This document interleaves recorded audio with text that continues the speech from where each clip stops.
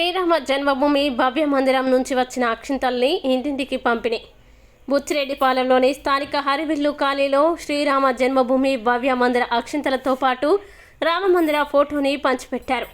జనవరి 26వ తేదీన రామమందిర ప్రారంభోత్సవ సమయంలో ప్రతి ఇంటిలో 5 దీపాలు వెలిగించి రామమందిరం అక్షింతలతో ప్రతి ఇంటిలో ప్రత్యేక పూజలు నిర్వహించాలని అన్నారు.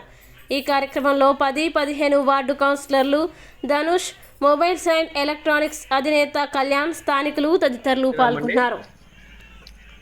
ఎన్నో సంవత్సరాల నుంచి అయోధ్యలో శ్రీరామ మందిరం పూజలు అందుకున్నటువంటి సందర్భంలో 1528వ సంవత్సరంలో బాబర్ సేనాధిపతి ఉన్నటువంటి మీర్బాక్ అనేటువంటి సేనాధిపతి అక్కడ ఉండేటువంటి అయోధ్యలో ఉన్నటువంటి ఆలయాన్ని ధ్వంసం చేయడం జరిగింది.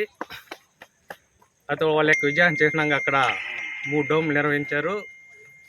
తర్వాత అనేక పోరాటాల ఫలితంగా ఇంచుమించు గత 500 సంవత్సరాల నుంచి పోరాటం జరుగుతూ ఉంది. ఆ యొక్క పోరాటాల ఫలితంగా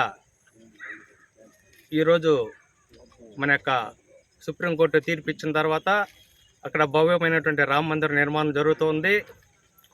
అందులో భాగంగా భారతదేశం మొత్తం కూడా శ్రీరామ అయోధ్య అక్షింతల పంపిణీ జరుగుతూ ఉంది. అదేవిధంగా జనవరి 22వ తేదీ భవ్యమైనటువంటి రామ మందిరం యొక్క ప్రారంభోత్సవం జరగనుంది. కాబట్టి అందరూ కూడా ఆ యొక్క రోజును పురస్కరించుకొని ప్రతి ఇంట్లో కూడా 5 దీపాలు వెలిగించవలసిందిగా శ్రీరామ జన్మభూమి తీర్థ క్షేత్ర ట్రస్ట్ వారు మనవి చేస్తున్నారు.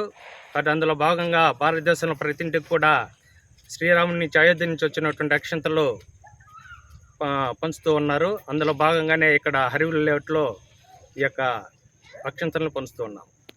జై